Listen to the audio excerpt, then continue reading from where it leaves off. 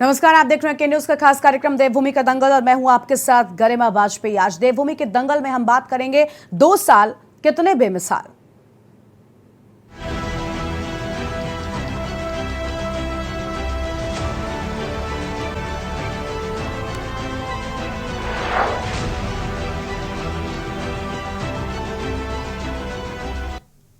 उत्तराखंड के युवा मुख्यमंत्री के रूप में पुष्कर सिंह धामी ने 2 साल का कार्यकाल पूरा कर लिया है। इस दौरान उन्हें अनेक चुनौतियों का सामना करना पड़ा। इन चुनौतियों के बीच कई बड़े फैसले लेकर उन्होंने लंबी लकीर भी खींच दी है।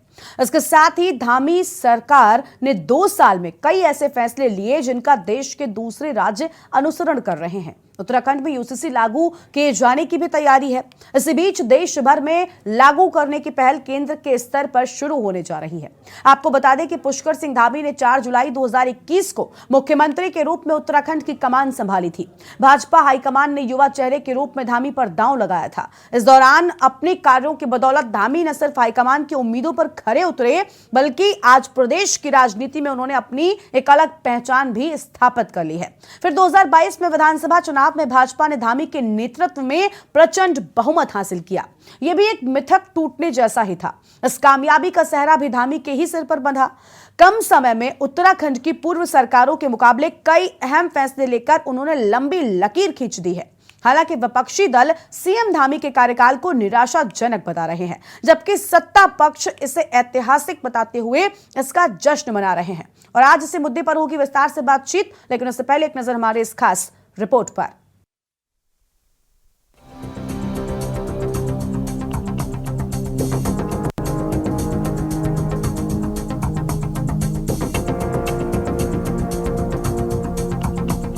उत्तराखंड के युवा मुख्यमंत्री के रूप में पुष्कर सिंह धामी ने 2 साल का कार्यकाल पूरा कर लिया है। इस दौरान उन्हें अनेक चुनौतियों का सामना करना पड़ा। इन चुनौतियों के बीच कई बड़े फैसले लेकर उन्होंने लंबी लकीर भी खींच दी है। इसके साथ ही धामी सरकार ने 2 साल में कई ऐसे फैसले लिए जिनका देश के दूसरे राज्य का अनुसरण कर रहे हैं। उत्तराखंड में यूसीसी लागू किए जाने की भी तैयारी है। इस बीच इसे देश भर में लागू करने के पहले केंद्र के स्तर पर शुरू होने जा रही है। आपको बता दें कि पुष्कर सिंह धामी ने 4 जुलाई 2021 को मुख्यमंत्री के रूप में उत्तराखंड की कमान संभाली थी। भाजपा हाईकमान ने युवा चेहरे के रूप में धामी पर दांव लगाया था। इस दौरान अपने कार्यों की बदौलत धामी न सिर्फ हाईकमान की उम्मीदों पर खरे उतरे और आज प्रदेश की राजनीति में उन्होंने अपनी एक अलग पहचान भी स्थापित कर ली है। सरकार से लेकर संगठन तक सीएम धामी के कार्यकाल की जमकर सराहना की जा रही है। लोकप्रिय मुख्यमंत्री माननीय पुष्कर सिंह धामी जी के मुख्यमंत्रित्व काल के आज 2 वर्ष का कार्यकाल पूरा हुआ है और ये 2 वर्ष का कार्यकाल उत्तराखंड के इतिहास में स्वर्णिम काल से नाम से जाना जाएगा। उनके इस 2 वर्ष के कार्यकाल में उत्तराखंड को हर एक क्षेत्र में, चाहे विकास की दृष्टि देखें, चाहे अन्य कई विभिन्न आयामों में देखें, तो निश्चित रूप से उत्तराखंड नई ऊंचाइयों को छुआ है। और जिस प्रकार से मुख्यमंत्री जी के द्वारा इन 2 वर्ष के कार्यकाल में बहुत कठोर कदम उठाए गए हैं, वो आगे हमारे उत्तराखंड के भविष्य के लिए जो उन्होंने विजन दिया है कि 2025 तक उत्तराखंड राज्य देश का सर्वश्रेष्ठ राज्य बनेगा, उस दिशा में ये कारगर साबित होने वाला है। आपको बता दें कि समान नागरिक संहिता को लागू करने की दिशा में बढ़ाए कदम। धर्मांतरण विरोधी कानून। उत्तराखंड में देश का सबसे कड़ा नकल विरोधी कानून लागू किया। सरकारी भूमि पर अतिक्रमण के खिलाफ सख्त कार्रवाई। गरीबों को मुफ्त सिलेंडर समेत कई अन्य फैसले सीएम धामी ने लिए। इन्हीं सब फैसलों की बदौलत भाजपा धामी के कार्यकाल को ऐतिहासिक बता रही है। हालांकि विपक्षी दल सीएम धामी के कार्यकाल को निराशाजनक बता रहे हैं। को हमेशा गुलाबी नजर आ रहा होगा और उनके कार्यकर्ता चूंकि घी में छौंक के खा रहे होंगे तो उनको भी माहौल गुलाबी नजर आ रहा होगा, लेकिन वास्तव में हकीकत में उत्तराखंड की धरती आम जनजीवन के लिए बहुत कठोर हो चुकी है।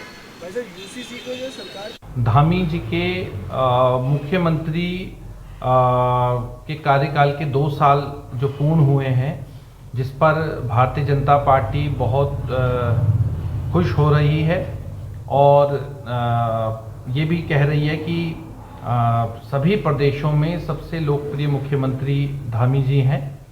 तो देखिए, सबसे पहले तो मैं उनको उनके 2 साल के कार्यकाल पूरे होने पर उनको बधाई देता हूं, और साथ ही ये जो 2 साल बीते, इन 2 सालों में उत्तराखंड में जो मुख्य घटनाएं घटित हुई, जिन्होंने पिछले 23 वर्षों में उत्तराखंड को सबसे अधिक कलंकित करने का कार्य किया है, जिसमें हमारे सामने ये जो छात्रों पर लाठीचार्ज हुआ, अंकिता भंडारी का जो हत्याकांड हुआ, ये 2 मामले इतने जबरदस्त हुए धामी जी के कार्यकाल में, जिन्होंने पहले सभी सालों में हुए जितने भी चीजें थी उन सबको ढकने का काम किया। इतने बड़े ये कांड हुए हैं। कुल मिलाकर सीएम धामी ने मुख्यमंत्री के रूप में 2 साल का कार्यकाल पूरा कर लिया है। निश्चित ही भाजपा सीएम धामी के कार्यकाल को ऐतिहासिक बताएगी। हालांकि विपक्ष तो सीएम धामी के कार्यकाल को पूरी तरह से विफल बता रहा है। देखना होगा आने वाले समय में सीएम धामी तमाम चुनौतियों से कैसे निपटते हैं। डेस्क रिपोर्ट, के न्यूज़।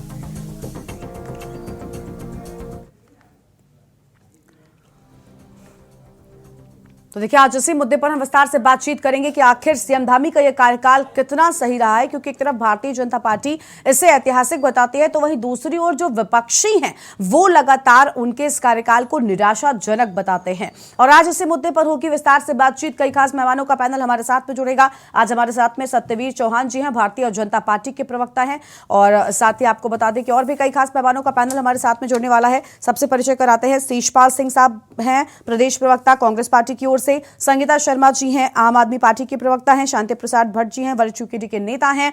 और कुलदीप राणा जी हमारे साथ में जुड़ चुके हैं, वरिष्ठ पत्रकार हैं। सभी मेहमानों का सबसे पहले बहुत स्वागत।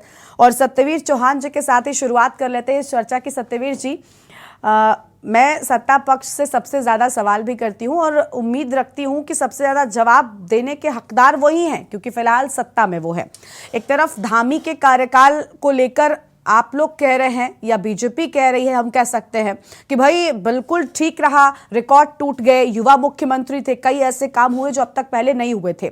लेकिन दूसरी ओर विपक्ष इसको निराशाजनक मानता है, क्योंकि उसका मानना है कि अभी देखिए फिलहाल जिस तरीके की चर्चाएं उत्तराखंड में हो रही हैं, मुख्यमंत्री तक बदले जाने तक की बात हो रही है। क्या है ये, आप इसे किस तरीके से देख रहे हैं? क्यों आखिर इन चर्चाओं को जोर मिल रहा है? क्यों आखिर विपक्षियों को ये मौका मिलता है कि वो आपके मुख्यमंत्री तक पर सवाल उठा देते हैं? क्या ये आपके पिछले रिकॉर्ड को देखते हुए होता है, या वाकई जनता पुष्कर सिंह धामी के कार्यकाल से नाराज है? गरिमा जी, बहुत बहुत धन्यवाद। पहले तो मैं जिस प्रकार से मुख्यमंत्री आदरणीय श्री पुष्कर सिंह धामी जी से पूरे प्रदेशवासियों को उम्मीद थी कि वो जिस प्रकार से पार्टी ने उनको कार्यभार सौंपा है, जिस प्रकार से उनकी क्षमताओं को देखते हुए उनको जिस प्रकार से मुख्यमंत्री बनाया, उसके बाद ये आशाएं थी लोगों के कि ये कुछ करके ऐसा दिखाएंगे कि जिससे कि उत्तराखंड को तो जो आवश्यकताएं, उन आवश्यकताओं को पूर्ण करेंगे, मगर अन्य राज्यों के लिए भी उदाहरण साबित होंगे। और वही हमने विगत 2 साल में उनके कार्यकाल में देखा है। उनके कार्य करने की जो शैली है, अपने आप में एक अलग ही शैली उत्तराखंड के आज देखने को मिली है। चाहे उन्होंने इस 2 साल में जिस प्रकार के उन्होंने तमाम वो फैसले लिए हैं जो कि आम जन को छूते हुए फैसले हैं, जिससे कि उनके जीवन में एक सार्थक और आमूलचूल परिवर्तन आया है, जिससे कि लगातार जो मांगे थी उत्तराखंड के, अभी भी बहुत कार्य करने को, मैं गरिमा जी बहुत कार्य करना है, मैं ये नहीं कहता हूं कि हमने संपूर्ण कार्य कर लिया है, अभी बहुत कार्य करने की आवश्यकताएं हैं और बहुत महत्वपूर्ण कार्य अभी बाकी है। जिस प्रकार से उन्होंने अपने पहले कार्यकाल में जिस कार्य को गति दी और दोबारा जिस प्रकार से जब वो आते हैं तो उन्होंने जिस प्रकार से वो तमाम कार्य किए, चाहे बांधों का जिस प्रकार से उत्तराखंड में केंद्र सरकार की तरफ से रोक थी, हमारे 18 बांध ऐसे थे जिन पे की रोक लगी हुई थी, उनमें से उन्होंने लगातार केंद्र सरकार के मंत्री से लेकर प्रधानमंत्री कार्यालय तक बैठकें करी और 12 ऐसे बांध है जिनको हमको अनुमति मिली। ठीक है सत्यवीर जी, एक बात जोड़ते जाइए, उसके बाद अपने जवाब को पूरा कर लीजिएगा, आपके ही पास रहूंगी, जवाब आपका लूंगी। आप कह रहे हैं कि बहुत सारे काम मुख्यमंत्री धामी ने कर दिए, लेकिन विपक्षी जो बातें गिनाते हैं, भला उन उनका जवाब क्यों नहीं देते सत्ता पक्ष के लोग? चाहे स्थायी राजधानी की बात हो, उत्तराखंड में पलायन की बात हो, इन सारी समस्याओं को नेग्लेक्ट क्यों किया गया, ये पीछे क्यों की गई? क्योंकि आपने यूसीसी पर बात कही थी, मुझे याद है जब पहला कार्यकाल था उस दौरान ही आपकी ओर से कहा गया था कि हम यूसीसी लाएंगे सत्ता में आते ही, और सबसे पहले ये बात उत्तराखंड में मुखर होकर उठी और उस पर धामी ने वापसी करते ही काम भी किया, तुरंत ही समिति गठित कर दी गई, सब चीजें हुई। लेकिन जो मुख्य समस्याएं थी उत्तराखंड की आम जनता की, उस पर सबसे पहले काम क्यों नहीं किया गया? मैं गरिमा जी बड़ी गंभीरता से कहना चाहूंगा कि हमने वो हर कार्य किए जो जनता की मांग थी, और उनसे हटके भी जो सरकारों के पास जिस प्रकार की अधिकारियों के माध्यम से जिस प्रकार की रिपोर्टें आई कि इसकी आवश्यकताएं हैं, उन आवश्यकताओं को करने के लिए पूरा काम किया। बात यूसीसी की रही, मैं तो कहना चाहूंगा माननीय मुख्यमंत्री जी ने अपने पहले कार्यकाल में कहा था कि हम अगर सरकार में आते हम इसको पहली कैबिनेट में लाएंगे। उन्होंने पहली कैबिनेट में लाया, और यही नहीं कि उसमें जिस प्रकार से मैं कहता हूं कि किसी भी क्षेत्र में अगर सामंजस्य बनाना है तो महिलाओं की आवश्यकताएं बहुत जरूरी है, उनको आगे लाना बहुत आवश्यक है। प्रधानमंत्री मोदी जी ने भी यही किया अपने कैबिनेट में। उन्होंने आजाद भारत में पहली बार है कि इतनी महिलाओं को कैबिनेट मंत्री का दर्जा दिया, और उत्तराखंड में भी पहली बार उत्तराखंड के इतिहास में होता है कि हमारी जो विधानसभा है उसको सुशोभित करने वाली भी एक महिला ही है। और यही नहीं कि जो हमारी यूसीसी की कमेटी की बनती है उसकी जो हेड है वो भी महिला ही है। तो यूसीसी उत्तराखंड के लिए इसलिए भी आवश्यकता था, जिस प्रकार की तमाम वो रिपोर्टें आ रही थी उसके आधार पर वो मुख्यमंत्री जी ने अपने उस वादे को पूरा करने जा रहे हैं। और लगातार अभी प्रेस कॉन्फ्रेंस भी, दिल्ली में भी प्रेस कॉन्फ्रेंस हुई है। एक तो 143 से अधिक बैठकें हुई है, समाज के उन संगठनों के साथ बैठकें हुई है। मैं फिर कहना चाहता हूं कि अगर कांग्रेस को इस पे आपत्ति थी कि यूसीसी की आपत्ति है, इनके प्रश्न थे, इनके उत्तर थे, इनके मन में शंका थी या कोई आशंका थी, तो जब यूसीसी वालों की जो कमेटी है उन्होंने बुलाया, और मैं फिर कहना चाहूंगा कि वो लोग हैं जिनकी बौद्धिक क्षमता पे हमको किसी को शक नहीं करना चाहिए। तब तो कांग्रेस का कोई भी व्यक्ति वहां पर नहीं गया कि हमारे मन में ये शंका है कि ये आने वाले समय में अगर आप इस प्रकार का यूसीसी में कोई प्रावधान करते हो तो इससे दिक्कतें आएगी। कांग्रेस उस समय नहीं गई। आज की डेट में इनको राजनीतिक दृष्टि से देखा जाए तो अगर ये कहीं लाभ मिल रहा होगा तो हो सकता है तो तब नहीं आए, मगर राज्य की दृष्टि से सबसे महत्वपूर्ण है। राजनीति में हम आएंगे जाएंगे, मगर सबसे महत्वपूर्ण दूसरा एक और चीज मैं खत्म करना चाहूंगा, फिर बाद में सब हल्ला करने लग जाएंगे साथ। दूसरा, उत्तराखंड की दृष्टि से जिस प्रकार से यहाँ की महिलाओं का जो 36 आरक्षण था वो 30% हमने बहाल किया, और यही नहीं जो हमारे राज्य आंदोलनकारी थे उनके 10 और उनके आश्रित भी है जो उनका 10% 36 आरक्षण, उनको भी हमने आरक्षण दिया। और जो हमारे लोकतंत्र के जो प्रहरी थे उनकी जो पेंशन थी उसको 16,000 से बढ़ा के 20,000 करी। आंगनबाड़ी माताएं हैं, भोजन वाली माताएं हैं, और प्रधानों का ठीक है सर, हम देखिए हम ये नहीं कह रहे कि आपने कुछ काम नहीं किया, आपने काम किया, लेकिन जो सबसे बड़ी समस्याएं हैं जिनके लिए उत्तराखंड में अगर उत्तराखंड का नाम आता है तो वहां पर सबसे बड़ी समस्याएं यही होती हैं, और जिस पर न जाने कितने धरने होते हैं, कितनी बातें होती है, लेकिन उन समस्याओं को निजात नहीं हुआ। खैर, हम आपके पास वापस लौटेंगे और मेहमान है उनको जोड़ लेते हैं। हमारे साथ में शीशपाल सिंह बिश्ताब हैं, प्रदेश प्रवक्ता कांग्रेस पार्टी की ओर से। स्वागत सर आपका भी। शीशपाल जी, आप इस कार्यकाल को कैसे देख रहे हैं? हालांकि इसमें भी कोई दो राय नहीं है कि मिथक तोड़ा है युवा मुख्यमंत्री ने, वो हुआ जो उत्तराखंड में अब तक नहीं हुआ था। देखिए गरिमा जी, जो ये 2 साल का कार्यकाल है, प्रदेश की जनता इसको निराशा भरे कार्यकाल के रूप में, जो 2 साल में जो प्रशासनिक विफलता रही है मुख्यमंत्री की, जो बेरोजगारों को रोजगार नहीं दे पाए हैं, जो कानून व्यवस्था पर लगाम नहीं लगा पाए हैं, इस रूप में प्रदेश की जनता इस कार्यकाल को देख रही है। लेकिन शीशपाल जी, फिर ऐसा क्यों होता है कि जब चुनाव होता है तो उन्हीं की पार्टी को जनता वोट दे देती है? क्योंकि पहले मुख्यमंत्री भी पुष्कर सिंह धामी ही थे, और बीजेपी तो कहती है कि पुष्कर सिंह धामी के नेतृत्व में ही बीजेपी ने इस बार दोबारा से रिकॉर्ड तोड़ा।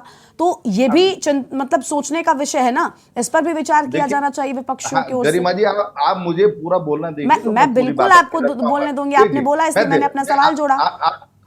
ठीक है, आपने जोड़ा, मैं उसका भी जवाब देता हूं। अपनी बात पूरी करिए। देखिए, जो धामी जी का जो पिछला 6 महीने का कार्यकाल था, उसके बाद जो नया कार्यकाल भारतीय जनता पार्टी को मिला, फिर भाजपा प्रचंड बहुमत के साथ इस प्रदेश की सत्ता में आई, क्योंकि यहाँ की जनता से, चाहे प्रधानमंत्री यहाँ पर आए हों, चाहे गृह मंत्री आए हों, ये भाजपा का कोई भी नेता आया, उन्होंने प्रदेश की जनता से डबल इंजन का वादा किया, और लोगों को लगा कि डबल इंजन पर भरोसा कर लेते हैं, हो सकता है कि हमारे रोजगार यहाँ पर जो है उसकी गंगा बह जाए, विकास की गंगा बह जाए, कानून व्यवस्था में सुधार हो जाए। लेकिन जनता को क्या मिला? यहाँ पर बेरोजगारों लगातार पेपर लीक के आरोप लगा रहे हैं, नौकरियां बेचने के आरोप लगा रहे हैं, सड़क पर आंदोलन करते हैं, सरकार से सीबीआई जांच की मांग करते हैं तो सरकार उनको लाठी डंडे से पीटने का काम कर रही है।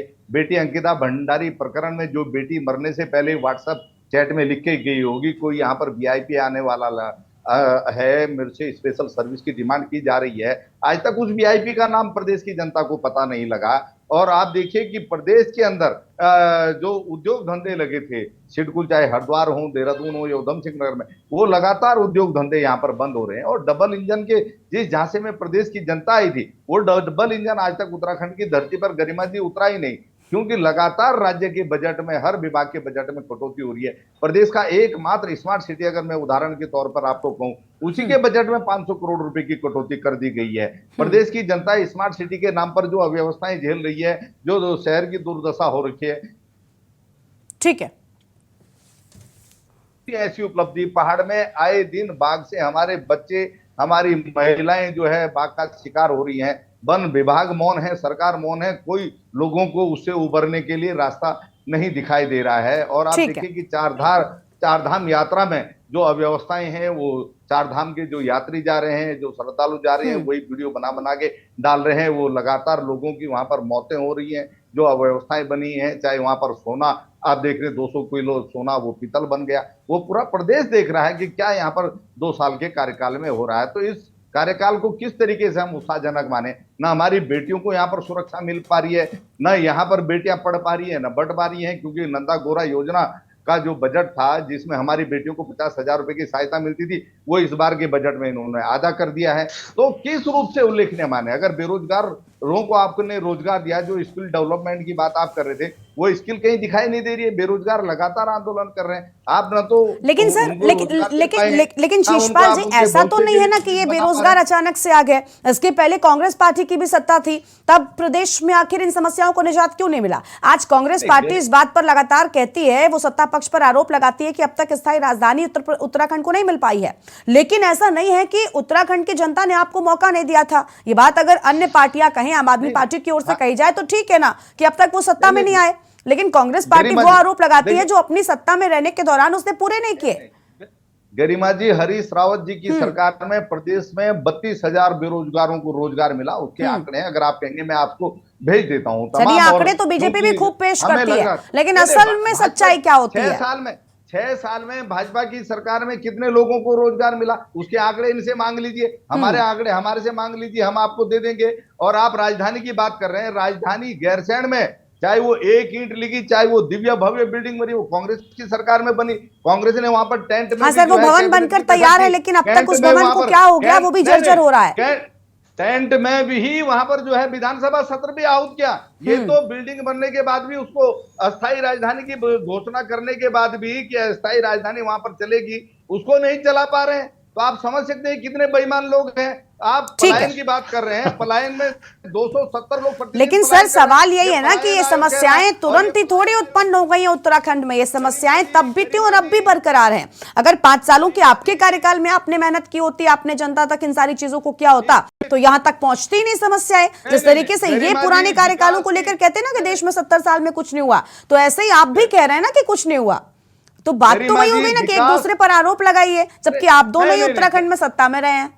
नहीं गरिमा जी, विकास की जो रफ्तार हरीश रावत जी की सरकार ने प्रदेश में पकड़ी थी, जो युवाओं को रोजगार की बाहर उस समय शुरू हुई थी, जो प्रदेश का चहुमुखी विकास शुरू हुआ था, चाहे आप देखिए खाद्यान्न योजनाएं पहाड़ की, जो देश विदेश के अंदर उस समय उनको मार्केट उपलब्ध कराया गया, जो महिला समूह उस समय जो महिला सशक्तिकरण की योजनाएं चली, वो इन्होंने सब बंद कर दी। तो ये हमारा दोष है। आप बताइए, आप उस विकास को आगे नहीं बढ़ा पा रहे हैं। आप 4 धाम जो सुधार मार्ग हरीश रावत जी की सरकार में डीपीआर बनी, उसका बजट स्वीकृत हुआ, आज उसको ये ऑल वेदर रोड कहते हैं, वहां पर बोर्ड आज भी 4 धाम सुधार मार्ग के लगे। ये दूसरे की योजनाओं को भी अपनी उपलब्धि बता रहे हैं, क्योंकि इनको 6 साल। लेकिन सर ठीक है ना, ठीक है, आपने क्या था, मैं तो यही कह रही हूँ ना कि भाई ये सारी बातें जनता वोट देने के वक्त क्यों ध्यान नहीं रखती? जब वोट देने की बारी आती है, ये लाख गलतियां करते हैं, ये सब गलतियां कर जाते हैं, मुख्यमंत्री बदल देते हैं, ये विकास नहीं करते, लेकिन वोट इनकी पार्टी को क्यों जाता है? क्यों कांग्रेस पार्टी अपनी उपलब्धियां जनता तक नहीं पहुंचाती? गरिमा जी, कहीं ना कहीं हम अपनी उपलब्धियां जनता तक पहुंचाने में विफल रहे हैं, इस बात को मैं स्वीकार करता हूं। लेकिन डबल इंजन का जो भरोसा प्रदेश की जनता को दिया, जो झूठ प्रदेश की जनता में परोसा गया, निश्चित तौर पर उसके कारण ये सत्ता में आए। लेकिन जनता निराश है ना, पूरे देश ठीक है, ठीक है सर। सरकार है उत्तराखंड की, जिसके 1 साल के कार्यकाल में जनता सड़क पर उतरी हो, बेरोजगार सड़क पर उतरे हो, मातृशक्ति सड़क पर उतरी हो, तो ठीक है सर, आपके पास लौटेंगे शिषपाल जी और मेहमान उनको जोड़ते सत्यपाल जी आपके पास आएंगे, सबको सुन लीजिए, बहुत सारे आरोप लगेंगे अभी आप पर। ठीक है, आम आदमी पार्टी से संगीता जी बहुत स्वागत आपका। संगीता जी आप सुन रही हैं, मैं अभी उन 2 दलों से बात कर रही थी, उन 2 दलों के प्रवक्ताओं से जिन्होंने उत्तराखंड में सत्ता पक्ष में रहे हैं, वो उनकी ओर से खूब योजनाओं की बातें की जाती हैं, दावे किए जाते हैं। आपकी ओर से 22 के विधानसभा के चुनाव में इस बार किस्मत आजमाई गई थी, आम आदमी पार्टी उतरी थी, उसने दिल्ली मॉडल को पेश करने की बात कही थी, दिल्ली मॉडल के तर्ज पर उत्तराखंड के विकास करने की बात कही थी, हालांकि जनता ने नकार दिया था। लेकिन अब आप किस तरीके से देख रही हैं? जनता ने फिर से पुष्कर सिंह धामी पर विश्वास दिखाया था और उनकी पार्टी ने भी ये माना कि उनका ये कार्यकाल बहुत अच्छा था, इसी के चलते भले उनको उनकी सीट पर हार मिल गई, लेकिन दोबारा उपचुनाव हुआ और उपचुनाव में जीताकर उनको यहां तक पहुंचाया गया। तो क्या है ये कार्यकाल उनका, किस तरीके से जनता नकार रही है? आखिर क्या वजह है कि विपक्षी उनके इस कार्यकाल पर सवाल उठा रहे हैं, जबकि उन्हीं के कार्यकाल में दोबारा सत्ता में आ गई, रिकॉर्ड टूट गए, इतिहास बदल गया? देखिए गरिमा जी, जब 6 महीने पुष्कर सिंह धामी जी रहे और उससे पहले भाजपा की सरकार थी, तो केवल एक मुख्यमंत्रियों को बदलने की प्रयोगशाला के तहत काम हुआ और लगातार हमने अस्थिरता को देखा। उसके बाद जब धामी जी ने चुनाव लड़ा तो वो अपनी ही सीट से हार गए। जनता ने इसका मतलब उन्हें अपनी सीट से नकारा, क्योंकि वहां काम नहीं हुआ था मुख्यमंत्री होने के बावजूद भी। उसके बाद उपचुनाव हुआ, भारी बहुमत से जीत करके आए और सत्ता में दोबारा सरकार ने उनको मुख्यमंत्री बनाया। ये उनका सफर रहा। लेकिन गरिमा जी, जो वादा करके डबल इंजन की सरकार उत्तराखंड में सत्ता में आई और उत्तराखंड की जनता ने बहुत सारा प्यार समेट करके भाजपा की सरकार को दिया, लेकिन जो मूलभूत समस्याएं थी, उत्तराखंड की मूलभूत समस्या हमेशा से स्वास्थ्य और शिक्षा रही है। स्वास्थ्य और शिक्षा पर किसी भी सरकार ने, चाहे वो पहले कांग्रेस हो या आज भाजपा है, उस तरीके का काम नहीं हुआ जैसा होना चाहिए था, या जैसा जब हमारा उत्तराखंड बना तो उत्तराखंड में जो लोगों ने शहादत दी, उनका सपना था कि यहाँ के बच्चों को रोजगार मिलेगा, यहाँ के लोग पलायन करके नहीं जाएंगे, यहाँ स्वास्थ्य सुविधाएं अच्छी होंगी, गांव-गांव तक सड़कें होंगी, पानी की व्यवस्था बहुत अच्छी होगी और एक सुंदर सा खूबसूरत सा राज्य जो हमारा है उसमें सारी व्यवस्थाओं से मुकम्मल राज्य होगा। लेकिन काम वैसा किसी भी सरकार ने नहीं किया। और अभी हम 6 साल का कार्यकाल देखें और उसके बाद 2 साल का कार्यकाल धामी जी का देखें गरिमा जी, तो देखिए सत्ता पक्ष बिल्कुल अपना बखान करेगा जो उसने किया, लेकिन विपक्ष बैठा है उन कामों को गिनाने के लिए जिनकी आशा थी और वो काम नहीं हो पाया। तो काले काम काले दिन देखे कि जब अंकिता हत्याकांड हुआ तो वो उत्तराखंड के लिए बहुत ही दुर्भाग्यपूर्ण दिन था, एक काला दिन था कि हमारे राज्य की बेटी के साथ इतना सब कुछ हुआ और उसमें भी भाजपा के नेता संलिप्त पाए गए। दूसरा काला दिन वो था जब युवाओं पर लाठीचार्ज हुआ, जबकि लोकतंत्र में आंदोलन की सबको छूट है, स्वतंत्रता है कि अपनी बात को कह सकते हैं, आंदोलन कर सकते हैं, लेकिन युवाओं पर लाठीचार्ज हुआ। वो एक काला दिन उत्तराखंड राज्य के लिए था जिसे उत्तराखंड कभी इन 2 कामों को इन 2 साल में बिल्कुल भी भूलेगा नहीं कि धामी जी की सरकार के समय ये काम हुए।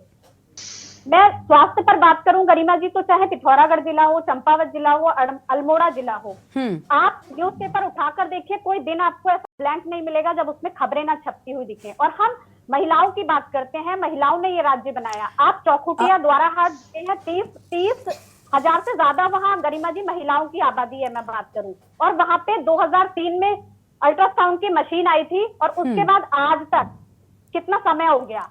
लेकिन संगीता जी, ये नाराजगी पुष्कर सिंह धामी के दूसरी बार मुख्यमंत्री बनने के बाद वाले कार्यकाल की है विपक्ष की, या फिर आपको लगता है कि वो पहले कार्यकाल में भी कुछ ऐसे ही थे? भले ही वो छोटा वक्त था उनके मुख्यमंत्री पद के दौरान का, लेकिन क्या नाराजगी उस वक्त से है? अभी भी हुआ, लेकिन गरिमा जी जो अभी 2 काम हुए, वो अंकिता भंडारी हत्याकांड हो या युवाओं पर लाठीचार्ज हो, वो उनके इसी कार्यकाल में हुआ है, वो पिछले 6 महीने के कार्यकाल में नहीं हुआ है। ये उपलब्धि भारतीय जनता पार्टी के इसी कार्यकाल की है। और शिक्षा में भी हम देखें तो लगातार धामी सरकार में सरकारी स्कूल बंद हुए, हमने देखा कि छत गिरने से बच्चों की मौत हुई और अभी भी 2700 से ज्यादा सरकारी स्कूल जर्जर हैं, जबकि दूसरा मानसून का समय आ गया और स्कूल खुल गए हैं। और फिर क्या हम बच्चों को ऐसे होता हुआ देखेंगे? भगवान ना करे ऐसी दुर्घटना हो, लेकिन सरकार ने उस पर कोई ध्यान नहीं दिया, उस पर कोई कवायद नहीं हुई, कोई काम नहीं हुआ।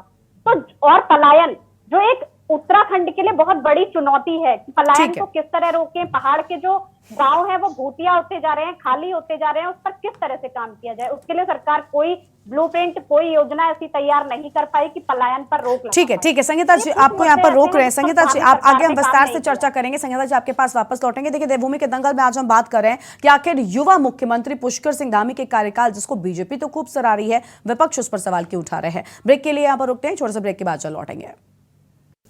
ब्रेक के बाद देवभूमि के दंगल में आप सभी का स्वागत है और लगातार हम बात कर रहे हैं पुष्कर सिंह धामी के कार्यकाल को लेकर, जिस पर बातचीत करने के लिए खास मेहमानों का पैनल हमारे साथ में लगातार बना हुआ है। शांति प्रसाद भट्ट जी के साथ में शुरुआत करते हैं, उसके बाद कुलदीप राणा जी के पास जाएंगे। शांति प्रसाद जी, आप की बात करें, उत्तराखंड क्रांति दल से आप हैं। उत्तराखंड क्रांति दल ने उत्तराखंड के लिए कई सारी लड़ाइयां लड़ी हैं, तब जाकर ये राज्य स्थापित हो पाया है। लेकिन आज हालत ऐसी हो गई है कि उत्तराखंड क्रांति दल बिल्कुल हाशिए पर आ गया है। बीजेपी कांग्रेस अब तक ही चलता था, लेकिन इस बार बीजेपी के रिपीटेशन हुआ, इतिहास पलटा, रिकॉर्ड्स टूटे उत्तराखंड के और पुष्कर सिंह धामी को दोबारा से मुख्यमंत्री बनाया गया। भले ही वो अपनी सीट से हार गए थे, लेकिन अब 2 सालों का उनका कार्यकाल जो है, जो पूरी तरीके से रहा, या फिर अभी जो उनका कार्यकाल चल रहा है, इसको लेकर लगातार सवाल उठ रहे हैं। कई सारे लोग जो हैं, विपक्षी जो हैं, वो ये कह रहे हैं कि भाई ये निराशाजनक है। आप इसे किस तरीके से देखते हैं? देखिए गरिमा जी, पहले तो हम आपको बता दें, इस राज्य के अंदर कम से कम 56-57 क्षेत्रीय दल हैं, वो कहीं दिखते नहीं हैं। हाँ। हम राज्य बनाने वाली अग्रणी पार्टी हैं और आज भी बुनियादी सवालों पे हम संघर्ष कर रहे हैं। चुनाव हारते हैं, ये फर्क नहीं पड़ता, लोकतंत्र में जनता के मुद्दे जिंदे रहने चाहिए, उस पर हम काम कर रहे हैं। बिल्कुल। आज का आपका जो है, कितने बेमिसाल ये 2 साल धामी सरकार के, भाई गरिमा जी इस बात को समझने की जरूरत है, धामी जी के लिए तो निश्चित रूप से बेमिसाल हैं ये 2 वर्ष। ऐसा कहां होगा कि दिल्ली वाले जितने भी के नेता हैं खुश थे, तभी तो उनको हारने के बाद दोबारा मुख्यमंत्री बनाया गया। और वो मुख्यमंत्री बनने के बाद उन पर आरोप खनन माफियाओं की गोद में और शराब माफियाओं की गोद में बैठने का लगा। इस राज्य के अंदर पहला मुख्यमंत्री है जिसने किसी महिला के कहने पर कि मेरा पति संविदा में इसे रेगुलर कर दो, इन्होंने अपनी शक्तियों का इस्तेमाल करते हुए विपणन की एक चिट्ठी लिखी और उसको रेगुलर कर दिया। ये इनकी योग्यता है। और भारतीय जनता पार्टी बिल्कुल सही कर रही है कि दिल्ली वालों को अगर खुश करोगे तो हारने के बाद भी आपको पोषित किया जाएगा, और अगर आप इस राज्य के लिए काम करोगे तो त्रिवेंद्र रावत की तरह आपको नेपथ्य में फेंक दिया जाएगा। ये बात मैं आपको इसलिए कह रहा हूं गरिमा जी, सोचिए, जिस मुख्यमंत्री के सर्वेंट क्वार्टर में लड़की आत्महत्या कर ले और उसका पता ना चले क्यों किया, जिस राज्य में लड़कियां सड़क पे प्रसव कर रही हो, उनको इलाज नहीं मिल रहा हो, अंकिता बेटी की हत्या हो जाती है, वीआईपी का पता ना चल रहा हो, जिस राज्य में भू कानून खत्म कर दिया हो, मूल निवास खत्म कर दिया हो, ऐसे में यदि आप ये कहेंगे कि धामी जी के बेमिसाल 2 वर्ष, तो किनके लिए? उनके लिए जो राज्य को लूट रहे हैं। और कौन? वो भारतीय जनता पार्टी से जुड़े हुए लोग दिल्ली वालों को खुश कर रहे हैं, उत्तराखंड की छाती को चीरकर उत्तराखंड को बर्बादी की ओर लेके जा रहे हैं। आप डीम्ड फॉरेस्ट बनाकर अब उत्तराखंड की जमीनों को लूटने की भी साजिश कर रहे हैं। हमारा यह कहना है कि यदि 2 साल इनके बेमिसाल हैं, तो फिर ये राज्य आंदोलनकारी सड़क पर आंदोलन क्यों कर रहे हैं कि हमारा 10% क्षैतिज आरक्षण बहाल कीजिए, अपने वादे को मुख्यमंत्री पूरा कीजिए। और आपने कहा था कि 1700 जो कर्मचारी आरक्षण से लगे हैं उनकी नौकरी को खतरा नहीं होगा, तो ये शहीद स्मारक में धरने पर आंदोलनकारी बैठे क्यों हैं?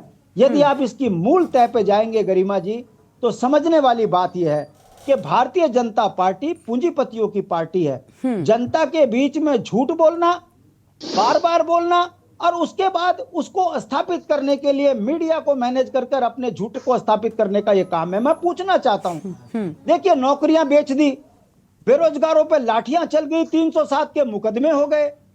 ऐसे में यदि आप कहते हो कि ये लोकतंत्र है और धामी जी की वाई होनी चाहिए, तो इसके लिए मैं साधुवाद करूंगा भारतीय जनता पार्टी की सोच की। मैं आपसे पूछना चाहता हूं गरिमा जी कि ऐसा कौन सा लोकतंत्र में धामी जी ने काम कर दिया? हाँ, या तो हमको भी बता दीजिए कि पीतल से सोना कैसे बनाया जाता है, QR कोड लगा के मंदिरों से चंदा कैसे खाया जाता है, ये आम जनता को भी सिखा दीजिए। ठीक अरे है। आम घर की रोटी यानी छीन आपको गई भी है। साफ तौर पर पढ़े यही लिखे- लग रहा है कि देखिए बिल्कुल जनता नाराज है पुष्कर सिंह धामी से और उनके कार्यकाल में कोई भी यहाँ पर काम ना होने की बात आप कहते हैं। ठीक है, ठीक है। गरिमा जी, हाँ, सवाल मैं खत्म कर रहा हूँ बात। सवाल ठीक है, जल्दी से। नाराज होने का नहीं है। हाँ। सवाल इस बात का है कि मुख्यमंत्री जी को अगर प्रेमचंद अग्रवाल पे कार्रवाई करते, हम मानते कि मुख्यमंत्री जी जनहित का काम कर रहे हैं। हमारी जमीनों में जिस तरीके से बंदरबाट हो रही है, यदि मुख्यमंत्री जी यहाँ के मेयर के ऊपर कार्रवाई करके उसे जेल भेज देते तो हमें लगता कि चाउमीन वाला जो है 100 अरब करोड़ों की संपत्ति का मालिक कैसे बन गया।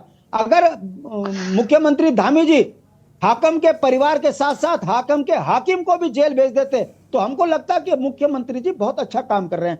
हम जिन बुनियादी चीजों में बात कर रहे हैं, अगर भारतीय जनता पार्टी के प्रवक्ता इस पर एक भी बात बता दें तो मैं आपके सामने हाथ जोड़ के माफी मांग लूंगा। मगर क्या करें, बताना कुछ है नहीं। राज्य कर्ज में डूब गया, नौजवान सड़कों पे पिट रहे हैं, उत्तराखंड की जमीनें बिक गई, भू कानून खत्म हो गया, उत्तराखंड का मूल निवास खत्म कर दिया। उसके बाद भी यदि दिल्ली वालों को खुश करने के लिए खनन माफियाओं की शराब सरकार बन जाए, शराब माफियाओं की सरकार बन जाए और डिबेट में 2 साल बेमिसाल बताएं, तो फिर हम ये ना कहें कि ये कौन से बेमिसाल हैं भाई। जो सरकार जिनकी विधायकी चली गई खटीमा से, उनको क्यों दोबारा बैठा दिया? इसका मतलब जो जितना बड़ा कमा के दिल्ली को देगा वो उतना उत्तराखंड के अंदर राज करेगा। हमारी बेटियां सुरक्षित नहीं है, रोजगार सुरक्षित नहीं है, हमारा अस्तित्व खतरे में आ गया। ठीक है, शांति प्रसाद जी और भी लोग हैं, उनकी राय लेते हैं, आपके पास लौटेंगे। शांति प्रसाद जी आपको रोक रहे हैं प्लीज। कुलदीप राणा जी हैं। कुलदीप जी, आपने सारी चर्चा को सुन लिया होगा। मैं सबसे आखिर में आपके पास आई। आप वरिष्ठ पत्रकार हैं और राजनीति को बेहतर समझते हैं, इसलिए अभी आपने सुना यहाँ पर यूकेडी की ओर से शांति प्रसाद जी ने भी बड़ी अहम बातें कह दी कि देखिए खटीमा से नकार दिया गया था, दोबारा चुनाव हुआ, वो सारी बातें ठीक हैं, जनता उससे अवगत है, जनता जानती है कि क्या हुआ क्या नहीं हुआ। लेकिन अब कार्यकाल को लेकर जब सवाल उठ रहे हैं, एक तरफ बीजेपी जश्न मनाती है, वो कहती है कि भाई हमने तो यहाँ पर हमें तो वो पुष्कर सिंह धामी ने कर दिखाया, उनके कार्यकाल में ही हमने उत्तराखंड दोबारा जीत लिया, तो ये बड़ी बात थी, इसमें भी कोई दो राय नहीं है कि भारतीय जनता पार्टी के लोगों ने ही कहा था कि अंदर खाने से ही उनको हराने की साजिश रची गई थी, इसके चलते ही वो चुनाव हारे थे अपनी सीट से। क्या है आखिर सच्चाई, क्या है जनता के मन में पुष्कर सिंह धामी को लेकर किस तरीके की छवि है? क्योंकि ताजा हालातों की बात करें, सब कुछ अपनी जगह, लेकिन पुष्कर सिंह धामी की कुर्सी को लेकर भी चर्चाएं बहुत तेजी के साथ में उत्तराखंड में चल रही हैं। देखिए गरिमा, हाँ, उत्तराखंड के 23 साल और धामी के 2 साल, ये दोनों अलग विषय हैं। अभी मैं कई विषयों पर कई चीजों की बातें, सब लोगों की बातें सुन रहा था। तो हालांकि जो सवाल चाहे शांति प्रसाद भट्ट ने उठाए हों या चाहे कांग्रेस के प्रवक्ता ने उठाए हों या आम आदमी पार्टी के प्रवक्ता ने उठाए हों, राज्य के बुनियादी मुद्दों को लेकर के, वो सवाल अभी अनसुलझे खड़े हैं, इसमें कोई दो राय नहीं है। लेकिन इन 2 सवालों के लिए मात्र 2 साल का धामी का कार्यकाल ही जिम्मेदार है, ये भी हम इसको नहीं कह सकते। बिल्कुल। लेकिन इन 2 सालों में धामी सरकार ने बीते इन सवालों को, इन व्यवस्थाओं को ठीक करने की दिशा में कदम उठाए हों, उस पर भी अभी एक तरीके से चीजें कटघरे में हैं। क्योंकि जब राज्य बनने के बाद तमाम सारी चीजें हुई और तो दोनों राजनीतिक दल, भाजपा और कांग्रेस, दोनों राष्ट्रीय राजनीतिक दल उत्तराखंड में बराबर सत्ता में रहे। यूकेडी भी सत्ता में रही इन राजनीतिक दलों के साथ। लेकिन राज्य के जो बुनियादी मुद्दे हैं, उन मुद्दों की तरफ तब सवाल नहीं उठे, तब भी सवाल जीवंत थे, आज भी तब सवाल जीवंत है। अब रही बात धामी सरकार के 2 साल के कार्यकाल के, देखिए पिछले इसमें 1 साल का कार्यकाल तो अभी का है, वर्तमान जो 5वीं विधानसभा का है, बाकी 8 महीने के कार्यकाल जो है उनके पिछले जो 4थी विधानसभा है, जब वो तीसरे मुख्यमंत्री हुए 4थी विधानसभा में, तो उसके रहे हैं। लेकिन कुल मिलाकर जब हमने जनता के बीच में इन चीजों को लेकर के गए, क्योंकि राजनीतिक तौर पर आप एक विपक्षी दल के नाते आप तमाम सवाल खड़े कर सकते हो, लेकिन महत्वपूर्ण ये होता है कि जनता क्या कहती है, समाज क्या सोचता है चीजों को लेकर। तो पुष्कर सिंह धामी को लेकर के समाज के बीच में एक मिलीजुली प्रतिक्रिया है, और ये मिलीजुली प्रतिक्रिया इसलिए है क्योंकि धामी युवा हैं, अभी 50 साल के लगभग पहुंच गए होंगे, और उन्होंने जब चुनाव से पहले जिस तरीके की राजनीतिक पिच पर बल्लेबाजी शुरू की थी, इस प्रकार के निर्णय लिए थे चीजों को लेकर के, और यह बात निकल के आ रही थी कि धामी खुद हार गए लेकिन टीम को मैच जिता गए, जिसका पुरस्कार पार्टी ने भी उन्हें दिया और दोबारा वो मुख्यमंत्री चुने गए। लेकिन उसके बाद जो चीजें थी, क्योंकि जनता उम्मीद कर रही थी कि जो जिस तरह से उन्होंने राजनीतिक पिच पर पिछले उसमें बल्लेबाजी की है, क्योंकि उत्तराखंड की जो वर्तमान स्थिति है वो यहाँ आराम की मुद्रा में नहीं है, वो आपसे बहुत तेजी से, और आपको जिस प्रकार से भाजपा कहती है ना कि हमारे प्रधानमंत्री 24 घंटे काम करते हैं, रात दिन काम करते हैं, काम कम सोते हैं, वैसे ही इस प्रदेश को भी उसी प्रकार का नेतृत्व चाहिए था और उसी प्रकार के निर्णायक भूमिका में होना चाहिए था कि फ्रंट फुट पर आ करके वो चीजों को खेलें। क्योंकि अभी भी राज्य की स्थितियां, अब देखिए, जो इस राज्य का सबसे बड़ा बुनियादी सवाल है जिसके इर्द गिर्द सारी चीजें खड़ी होती हैं, वो है राज्य की वित्तीय व्यवस्था। पिछले 22 साल में 23 साल में क्या हुआ, मैं उसकी तरफ अब नहीं जाऊंगा क्योंकि हमने बहुत चर्चाएं की हैं, लेकिन बड़ी बात यह है कि पिछले 2 साल में और अभी जब 5वीं विधानसभा में शपथ लेने के बाद पुष्कर सिंह धामी के वित्त व्यवस्थाओं में सुधार के कितने कदम उठाए गए, व्यवस्थाओं को लेकर के हमारे राजस्व प्रणाली मजबूत हो सके, हमारे आय के स्रोत बढ़ सकें, क्योंकि जब आय के स्रोत बढ़ेंगे उसके पीछे एक बड़ी प्रक्रिया है जिसमें रोजगार है, इंडस्ट्रियलाइजेशन है, तमाम सारी चीजें हैं। तो ये सारी चीजें जब खड़ी होंगी तभी ये सारी चीजें तैयार होती हैं। लेकिन ये अनसुलझे सवाल हैं जिन पर जनता भी सोचती है कि क्या हुआ है, क्योंकि ये कहीं ना कहीं चीजें अभी भी कटघरे में है और इन सवालों के उत्तर राज्य के नेतृत्व के पास उनको ही देना होगा, क्योंकि जनता का एक भरोसा उनकी तरफ है। दूसरी चीज ये है कि देखिए, भाजपा एक विचारधारा वाली पार्टी है, वैचारिक पार्टी, और उत्तराखंड में भाजपा अपने वैचारिक मुद्दों पर सफल रही है। उसमें चाहे उनका समान नागरिकता कानून, जिसको लेकर के अभी बड़ी चर्चाएं चल रही हैं, समान नागरिकता कानून का विषय हो, और लव जिहाद, लैंड जिहाद के विषय हो, ये तमाम सारी चीजें हैं जिन पर वो अपने वैचारिक मुद्दों पर सफल भी रही है चीजों को लेकर। पुष्कर सिंह धामी ने जब चीजें प्रदेश में नकल को लेकर के इतना बड़ा बवंडर खड़ा हुआ और देश का सबसे मजबूत नकल विरोधी कानून बनाने का काम भी पुष्कर सिंह धामी ने की, जिसके परिणाम आने वाले समय में निकल करके आएंगे, ठीक है। लेकिन उसके अलावा कई अनसुलझे सवाल हैं जो अभी खड़े हैं, वो मौलिक रूप से खड़े हैं, जिनमें हमेशा से ये बात निकल करके आती थी कि उत्तराखंड की जो नौकरशाही है वो सरकार पे हावी रहती है, सत्ता पर हावी रहती है। भले आज यहाँ पर भाजपा के प्रवक्ता अपनी पार्टी का, अपनी सरकार का बचाव कर लें, लेकिन अंदर खाने मन में तो वो भी जानते हैं कि सत्ता में बैठे, शासन तंत्र में बैठे ब्यूरोक्रेट्स उनके साथ और आम आदमी के साथ, जनता के साथ किस तरह का व्यवहार करते हैं। अभी कुछ महीनों पहले ही नहीं बल्कि 2 महीने पहले ही मुख्यमंत्री कार्यालय से एक सूची जारी हुई जिसमें अधिकारियों को पहाड़ी पर्वतीय जिलों में जिले आवंटित किए गए कि आपको इन गांवों का दौरा करना है, इन जिलों का दौरा करना है। मैं भाजपा प्रवक्ता से पूछना चाहूंगा कि कितने अधिकारी पार्वती क्षेत्रों में गए, वो बताएं अभी। बिल्कुल, अभी जवाब लेते सत्यवीर जी से। तो ऐसे कई सारी चीजें हैं, क्योंकि अब जनता के बीच से भी ये बात निकल के आ रही है कि भाई सरकार तो अपनी है, क्योंकि चुनाव हमने है, सरकार तो अपनी है, लेकिन शासन तंत्र अपना नहीं। क्योंकि शासन तंत्र में बैठे हुए कई अधिकारी आज भी जनता की आंख में खटक रहे हैं। क्यों खटक रहे हैं? क्योंकि ये सवाल ही भाजपा के प्रवक्ता को देना है, क्योंकि कई अधिकारी जो मुख्यमंत्री के इर्द गिर्द बैठे हैं, कई नौकरशाह, जिनका जो पिछली भाजपा सरकार में, जिसमें सबसे लंबा कार्यकाल जिनका त्रिवेंद्र रावत का रहा, उनमें कई अधिकारी जिनको त्रिवेंद्र रावत ने बाकायदा सस्पेंड किया था और वो कई मामलों में आरोपी भी रहे। लेकिन आज उसी राजनीतिक दल की सरकार में बस नेतृत्व अलग है, लेकिन वो अहम पदों पर हैं। बिल्कुल, यानी नौकरशाही कहीं ना कहीं देखिए इस सारी चीजों पर असर डाल रही है। बिल्कुल गरिमा, तो ऐसे में जो नेतृत्व की जो छवि है वो अपने आप कटघरे में आ जाती है। ठीक है, इसके लिए आप कहीं सवाल नहीं पैदा कर रहे हैं या चीजों को लेकर के कोई बुराई नहीं कर रहे हैं, लेकिन आपने स्वयं अपनी छवि को कटघरे में खड़ा कर दिया। ठीक है, ठीक है, ठीक है। कुलदीप जी आपके पास लौटेंगे। सत्यवीर जी के पास बहुत सारे सवाल हो भी चुके हैं, मुझे लगता है अब मैं क्या सवाल करूं। बहुत सारे विपक्षों को आपने सुन लिया, अभी कुलदीप जी ने भी एक सवाल उठाया है, उम्मीद है आप जवाब देंगे उपलब्धियां गिनाने से आगे बढ़कर। सवालों के साथ समय भी बहुत हो गया है। जी। मैं कुलदीप जी के बात से ही शुरू कर लेता हूं। कुलदीप जी ने कहा कि नौकरशाही बहुत हावी है और कितने अधिकारी लोग क्षेत्रों में गए हैं कि उन्होंने वहां पर भ्रमण किया या वहां पर रात्रि विश्राम किया या वहां पर लोगों की समस्याओं को एड्रेस किया कि नहीं किया। तो सबसे पहले तो मैं बताना चाहूंगा कि हमारी धामी जी की सरकार है जिसमें आईएएस ऑफिसर से लेके आईएफएस ऑफिसर से लेके पीसीएस ऑफिसर से लेके निचले तबके तक के जो भ्रष्टाचारी लोग होते हैं आज जेल की सलाखों के पीछे है।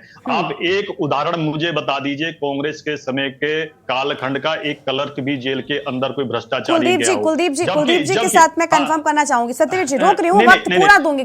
सत्यवीर जी वक्त पूरा दूंगी। कुलदीप जी, कई बार ऐसा हुआ है, मुझे अच्छे से याद है कि जब सत्ता पक्ष के लोगों ने ही नौकरशाही पर सवाल उठाए हैं और वो बीजेपी के ही थे। कई बार ऐसा हुआ जब खुलकर लोग बोले हैं, जब सर के ऊपर पानी गया तो लोगों ने कहा कि देखिए नौकरशाही हमें काम नहीं करने दे रही है या हमारे आदेशों के तहत काम नहीं हो रहा है। तो फिर आप ये कहकर नहीं बच सकते कि आपके सत्ता पक्ष में ऐसा हुआ नहीं है। सतपाल महाराज उसका प्रबल उदाहरण है, वो तो मंत्रिमंडल इसीलिए मैंने कुलदीप जी से कंफर्म कराई। हाँ, तो मैं अपनी बात को कंप्लीट कर लेता हूं। तो कांग्रेस के कालखंड में एक ऐसा बता दीजिए कि कोई क्लर्क भी जो भ्रष्टाचारी हो जेल की सलाखों के पीछे गया और जबकि मुख्यमंत्री कार्यालय से ऑडियो वीडियो किस प्रकार के आ रहे थे सबने देखे। और बात रहा कि अधिकारी कहे कि वहां पर नहीं गए, मैं देहरादून जिले के अंदर हूँ, यहाँ की जो जिला अधिकारी है आप क्या करते हैं जब हम आपसे सवाल करते हैं तो आप ये बताने लग जाते हैं कि कांग्रेस के कार्यकाल में क्या हुआ। क्यों बात करनी, आप अपने कार्यकाल की बात करिए ना। उनके में हुआ इसीलिए तो जनता आपको लेकर आई है सर। हाँ बिल्कुल सही बात। मैं जोड़ रहा हूँ ना, आपको सब चीजें जोड़ रहा हूँ, एक एक करके जोड़ रहा हूँ कि भाई क्या अंतर है तो बताना पड़ेगा ना थोड़ा सा। कुछ सेकंडों के लिए लेता हूँ ज्यादा समय। और यहाँ की जो जिला अधिकारी है वो सोनिका जी है, वो त्यूनी यहाँ का सबसे सुदूरवर्ती क्षेत्र है, वहां पर जाती है, वहां पे जिस प्रकार से वो रहती है वहां की समस्याओं को एड्रेस करती है। मुख्यमंत्री जी खुद जा रहे हैं और मैं कहना चाहूंगा टिहरी जिला भी देहरादून जिले से जिस प्रकार से लगता हुआ है, अब वहां के जो जिला अधिकारी थे वो परसों एक हफ्ते पहले धान लगा रहे थे खेतों के अंदर जाके। आपने कभी इस प्रकार के उदाहरण देखे हैं कि कोई जिला अधिकारी धान लगा रहा हो या कोई जिला अधिकारी स्कूल में जा रहा हो वहां की व्यवस्थाओं को देखा? अगर ये सब चीजें ना अब ये सब चीजें नहीं दिख रही हो तो ये समाप्त करते ही अब मैं भट्ट जी में आपके ठीक है उनको पूरा करने दीजिए। शांति प्रसाद जी उनको बोलने दीजिए, आप बोल लीजिएगा। अरे नहीं आप बोलिए सत्यवीर जी, आपको मौका देने प्लीज, अभी इसको टॉपिक मत बनाइए। दूसरा एक चीज और कुलदीप जी ने एक बात कही कि हमने अपने राजस्व बढ़ाने के लिए क्या किया। अभी कल का अखबार उठा के देख लीजिए, अमर उजाला के फ्रंट पेज पे, अगर किसी ने ना पढ़ा हो तो कल ही का पुराना एक दिन पुराना अखबार है, भारत की जो जीएसटी के जो अभी आंकड़े आए हैं वो 18% पिछले जीएसटी के आंकड़े से बढ़ोतरी हुई है और उससे भी ज्यादा 1% हमारे राज्य की हुई, हमारी 19% है। तो ये देख लीजिए कि हमारी सरकार ने, आदरणीय मुख्यमंत्री ने किस प्रकार से वो इन सब चीजों के लिए काम किया है। अब बात आती है कि सरकार के जो 2 साल है उन सालों को कैसे देखा जाए, किन चीजों से देखा जाए। मैं एक सिंपल सा उदाहरण आपको देना चाहता हूं गरिमा जी, किसी भी सरकार का चाहे किसी भी दल की सरकार हो, आपको सबसे महत्वपूर्ण हो जाता है उस बीच में जो चुनाव आ रहे हो, किसी भी प्रकार के चुनाव हो, वो चुनाव में परिणाम किस प्रकार के आते हैं, उन चुनाव से ये परिलक्षित होता है कि सरकार के पक्ष में आए या विपक्ष में आए। अगर उसके पक्ष में आए इसका मतलब यह कि सरकार सही दिशा में काम कर रही है, जिन जनभावनाओं के आधार पर आई थी उन जनभावनाओं के आधार पर काम कर रही है। हरिद्वार का इन्होंने अंकिता प्रकरण बोला, बहुत ही दर्दनाक घटना थी और पूरा उत्तराखंड शब्द हो गया उससे। उसी बीच में हरिद्वार का चुनाव हुआ। अगर हमारी सरकार उस समय कदम ना उठाती, हमारे ऊपर आरोप लगाए कि एक भी इसमें गवाह नहीं है, जब चार्जशीट फाइल होती है इतने कम समय में 90 गवाह उसमें होते हैं, सारे अपराधी जेल के पीछे। मगर इसी के साथ मैं जोड़ना चाहूंगा आपकी अनुमति से गरिमा जी, इनके कांग्रेस के राष्ट्रीय प्रवक्ता है आचार्य प्रमोद कृष्णन, उनका ट्विटर हैंडल खोल के देख लीजिए, उनका पिन पोस्ट है। जब श्रद्धा हत्याकांड दिल्ली के अंदर होता है, 40 टुकड़ों में वो मिलती है, अशोक गहलोत जो एक प्रदेश के मुखिया है वो कहते हैं कि छोटी मोटी घटना है, तो वो उसके लिए लिखते हैं आचार्य प्रमोद कृष्णन की एक मुख्यमंत्री इस प्रकार की बातें करता है। तो आज ये इस प्रकार की, शीला दीक्षित ने किसकी पैरवी करी थी आपको यही पता है, और अरविंद केजरीवाल ने तो सिलाई मशीन दी थी उस निर्भया केस में। तो ये किस प्रकार की बातें करो। और हरीश रावत के समय पे हल्द्वानी में एक प्रकरण हुआ था इसी प्रकार का, एक अपराधी बता दिया। फिर आपने वही शुरू कर दिया ना कि अपनी की बात नहीं बतानी है, उनकी कमियां गिनानी है। मैं तो बार बार कह रही हूँ भाई, उनमें लाख बुराइयां थी, इसीलिए तो आपको लाया गया ना सर, इसीलिए आपको लाया गया। अब उनके कार्यकाल की बातें या कमियां गिनाकर फायदा क्या है, बताइए। हम अगर वर्तमान मुख्यमंत्री की बात करेंगे तो बेहतर होगा। गरिमा जी एक बात और बताना चाहता हूँ, ये उत्तराखंड जो राज्य है वो सैनिक बहुल राज्य है। यहाँ पर सबसे हर परिवार से लगभग यहाँ पे सेना में है, चाहे वो आर्मी, एयरफोर्स, नेवी या अन्य फोर्सेज में हो। मगर यहाँ पर जिस प्रकार से मांग थी कि उनकी कोई निशानी के लिए कोई इस प्रकार का स्थल बनाया जाए, पहले हमने सैन्य स्मारक बनाया, कल जिस प्रकार से सैन्य धाम का उद्घाटन किया है, तो आप देख लीजिए हमने सेना के लिए भी काम किया, महिलाओं के लिए भी काम किया, चाहे महालक्ष्मी योजना के माध्यम से जिस प्रकार से उनको, फिर ये कौन से लोग हैं सर जो आवाज उठाते हैं? ये कौन से लोग हैं जिनको लगता है कि ठीक नहीं चल रहा सब कुछ? ये कौन से लोग हैं जो महंगाई से परेशान हैं? ये लोग भी तो आपके प्रदेश से ही है ना, आपके प्रदेश में ही समस्याएं होती हैं तब उठते हैं क्या सर? आप बताइए। मूलभूत सुविधाएं, मैं मानती हूं कि आप राजनीतिक दल, बहुत सारे मुद्दे हैं, बहुत कुछ बेहतर होना चाहिए, उस पर काम होना चाहिए, लेकिन सबसे पहले क्या मूलभूत सुविधाओं पर बात नहीं होनी चाहिए? क्या जो सबसे ज्यादा असर डाल रही है आम जनता पर, क्या उन पर बात नहीं होनी चाहिए? क्या आप बताइए, उत्तराखंड में बेहतर शिक्षा, बेहतर स्वास्थ्य की पूरी तरीके से तैयारी हो चुकी है? आप यूसीसी पर काम कर रहे हैं, ठीक है, करिए, मैं इस बात को बिल्कुल नहीं मानती कि आपको नहीं करना चाहिए, लेकिन क्या उत्तराखंड में अस्पताल जगह जगह पर खुल गए? क्या पहाड़ों पर मौजूद लोगों को अस्पताल पहुंचने के लिए रातों रात इंतजार नहीं करना पड़ता सर? ये आप जानते होंगे। धरातल पे जो स्वास्थ्य के क्षेत्र में काम किया है, आपको कुछ मैं आपको बताना चाहता हूँ। 275 से अधिक ऐसी जांचें हैं जो निःशुल्क की जा रही है। 10 अरब से अधिक का पैसा उत्तराखंड राज्य का फिर आपके यहाँ पर ही स्वास्थ्य मंत्री जी बाहर जाकर इलाज क्यों कराती हैं? अगर इतना सब अच्छा है तो आपके यहाँ के मंत्री बाहर इलाज क्यों कराते? अरे सुन लीजिए, हाँ सुनेंगे सर, आपको सुन रहे हैं हम। मैं कह रहा हूं कि अटल आयुष्मान में 10 अरब से अधिक का पैसा हमारी सरकार ने खर्च किया है। 200 मैंने आपको बोला 275 से अधिक जांचें मुफ्त हो रही है। 108 जो सेवाएं हमारे जब खंडूरी जी तब शुरू हुई थी कांग्रेस कालखंड में, उसके लिए तेल के लिए पैसे नहीं होते थे, मगर एक बार भी हड़ताल और तेल की इस प्रकार की समस्या नहीं।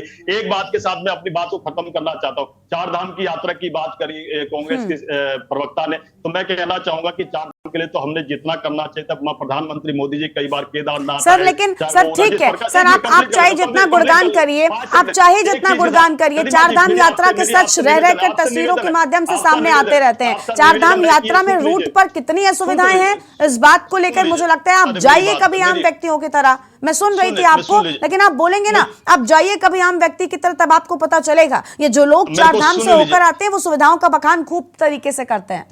सुन लीजिए, मैं कह रहा था कि चाहे प्रधानमंत्री मोदी जी का बद्रीनाथ के लिए मास्टर प्लान हुआ, चाहे पहली बार कोई प्रधानमंत्री टीन शेड के नीचे वहां पर माणा गांव में रुकते हैं। और यही नहीं, कांग्रेस के कालखंड में जो उसमें मुख्यमंत्री, हमारे मुख्यमंत्री थे निशंक जी, मुख्यमंत्री थे, हमारे राष्ट्रीय अध्यक्ष नितिन गडकरी थे, उन्होंने यमुनोत्री के रोपवे के लिए अनुमति दिलाई थी। ठीक है सर, अनुमति को हरीश रावत ने बंद कराया। अच्छा, पुष्कर सिंह धामी ठीक है, हाँ, हरीश रावत की गलती हम बार बार कहती हूँ कि भाई आपको यही काम है, आप सत्ता पक्ष विपक्षियों पर और विपक्षी सत्ता पक्ष पर, यही काम है। हरीश रावत की गलतियां गिनिए, लेकिन स्मार्ट सिटी का पैसा वापस गया वो आपको नजर नहीं आएगा। स्मार्ट सिटी का पैसा वापस गया, इस पर कभी बात की आपने खुलकर? आपने हरीश रावत ने क्या किया, कांग्रेस ने क्या किया, आप क्या कर रही है, इस पर जवाब देना है आपको, तो फिर हम सवाल करेंगे।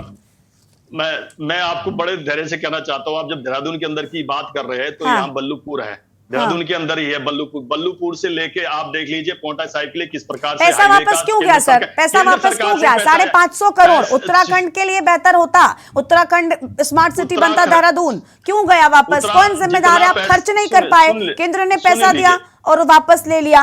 गरिमा जी, क्या सुनना, क्या जवाब है? आप इधर उधर की बातें गिनाएंगे, मैं सीधा जवाब बताइए, क्यों गया पैसा, क्यों गया पैसा, बताइए, मैं आपसे सवाल कर रही हूँ।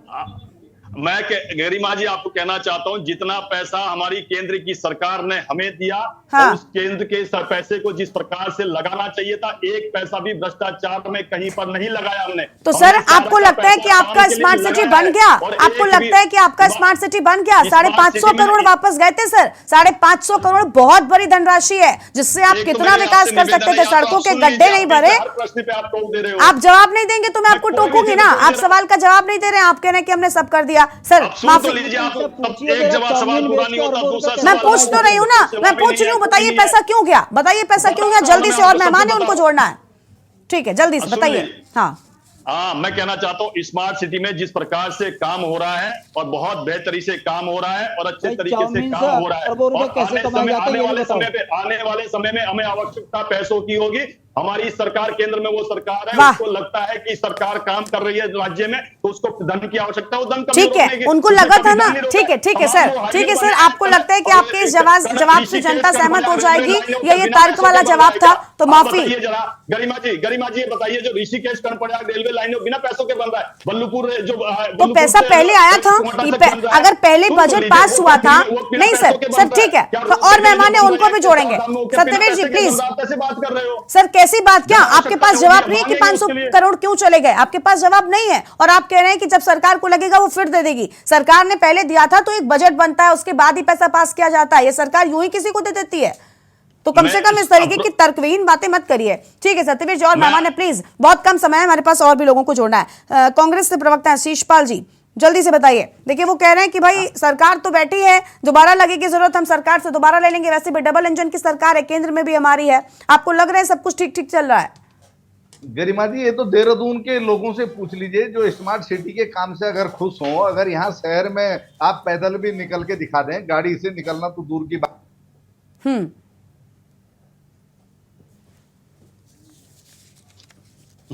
स्वास्थ्य के मामले में केवल एक उदाहरण आपको देना चाहूंगा कि प्रदेश के कैबिनेट मंत्री थे चरण रामदास जी, वो केवल इसलिए नहीं बचाए जा सके कि समय से उनको जो एयर एम्बुलेंस है वो उपलब्ध नहीं हो पाई। जब अपने ही कैबिनेट मंत्री को नहीं बचा पाए, परसोता जो है अस्पताल के टॉयलेट में जो है बच्चे को जन्म देने के लिए मजबूर है। तो यहाँ की स्वास्थ्य सेवाओं की स्थिति और चारधाम यात्रा में जो ये कहती कि हम इतने फ्री टेस्ट करा रहे हैं, 100 से ज्यादा यात्रियों की अभी तक जो मौतें हुई है वो क्यों हुई है भाई? ठीक है, स्वास्थ्य सेवाओं ठीक है, यानी आपको लग रहा है ना कि समस्याएं ठीक नहीं है।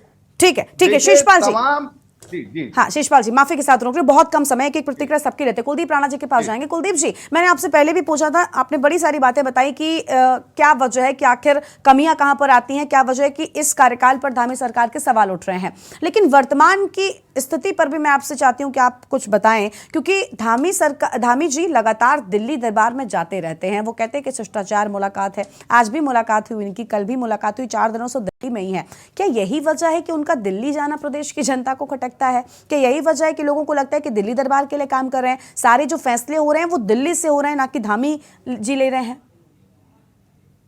देखिए गरिमा, निसंदेह इसमें कोई दोहराई नहीं है कि भाजपा के अब तक के तमाम मुख्यमंत्रियों में पुष्कर सिंह धामी पार्टी के भीतर बेहद सशक्त है और उत्तराखंड में भी उनकी स्थिति बहुत मजबूत है। वो एक कमजोर मुख्यमंत्री या इस तरह की चीज यहाँ उनके पीछे कोई घटना इस तरह की नहीं है। दूसरी बात यह है क्योंकि उत्तराखंड का एक स्वभाव बन चुका है बीच में, क्योंकि हमने देखा है कि यहाँ लगातार मुख्यमंत्री बदले गए हैं, है ना। एनडी तिवारी को छोड़ दिया जाए तो उसके बाद उससे पहले भी और उसके बाद भी कोई मुख्यमंत्री ऐसा नहीं है जिसने अपना 5 साल का कार्यकाल पूरा किया, बिल्कुल ठीक है। लेकिन बावजूद इसके वर्तमान में जिस तरीके की पुष्कर सिंह धामी की स्थिति है और पुष्कर सिंह धामी अपनी तरफ से जिस तरह के उन्होंने प्रयास किए हैं, हालांकि जो सवाल हमने खड़े किए हैं ये बुनियादी सवाल हैं जिन पर ध्यान देने की जरूरत है, जो अभी भी जनता जिनको लेकर के उनकी तरफ आशा भरी निगाहों से देख रही है। लेकिन वहीं जनता का एक विश्वास ये भी है कि धामी युवा है, धामी की सोच पर जो राज्यों को लेकर के परिलक्षित होती है उसमें उनका विश्वास भी है कि वो इनको कर लेंगे। लेकिन कहीं ना कहीं जो उनके चारों तरफ, क्योंकि देखिए नैरेटिव तब क्रिएट होता है ना, उनके चारों तरफ जो लोग हैं उनकी तरफ अभी यशवीर जी कह रहे थे, सॉरी सत्यवीर जी कह रहे थे कि डीएम देहरादून, मैं आपको बताऊं सत्यवीर जी कि मुख्यमंत्री ने जब वो आदेश किया था उसके बाद एकमात्र आपके अधिकारी शैलेश बगोली वो पिथौरागढ़ गए थे, उसके बाद कोई अधिकारी नहीं गया पहाड़ में साहब। एक अधिकारी मैं उसी विधानसभा से आता हूँ, मैं रोकना चाहूंगा उसी विधानसभा से मैं आता हूँ, ठीक है। मैं उसी मैं रोकना चाहूंगा, मैं क्षमा के साथ रोकना चाहूंगा, उसी विधानसभा से मैं आता हूँ। सोनिका जी वहां पर गई, वहां पर रुकी, वहां की ग्राउंड रिपोर्ट ली, तो मैं अरे भाई जो सत्यता उस सत्यता को, ठीक है सत्यवीर जी प्लीज, समय बहुत कम है, जल्दी से बहुत कम शब्दों में प्लीज। वो पहाड़ की डीएम नहीं है, वो देहरादून की डीएम है। आपका प्रधानमंत्री माना गए, कितने आईएएस उसके बाद माना गए बताइए जरा? अरे लगातार जा रहे हैं, लगातार जा रहे हैं। कहाँ गए, कौन गया? एक अधिकारी का नाम बताइए ना। सारे अधिकारी जा रहे हैं। उत्तराखंड से कितने मंत्री गए? ठीक है कुलदीप जी समय बहुत कम है, माफी के साथ हमें चर्चा को यहीं पर रोकना पड़ेगा, समय बहुत कम है हमारे पास में। ठीक है सत्यवीर जी, ठीक है हम यही उम्मीद करते हैं कि देखिए और बेहतर इस कार्यकाल को करिए ताकि विपक्षों को मौका ना मिले। आप सभी मेहमानों का बहुत शुक्रिया आज की हमारी चर्चा में आने के लिए, अपनी बात रखने के लिए। तो देवभूमि के दंगल में आज हम बात कर रहे थे कि आखिर धामी का ये कार्यकाल कितना बेमिसाल रहा है। हालांकि सत्ता पक्ष एक तरफ जहां इसे ऐतिहासिक मानती है तो वहीं विपक्षी लगातार इसको निराशाजनक कह रहे हैं। आखिर क्यों, ये बड़ा सवाल है। देवभूमि के दंगल में आज उतना ही। तमाम बड़ी खबरों के लिए आप देखते रहिए के न्यूज इंडिया और अब से थोड़ी ही देर में हमारा खास कार्यक्रम जनहित देखना मत भूलिएगा।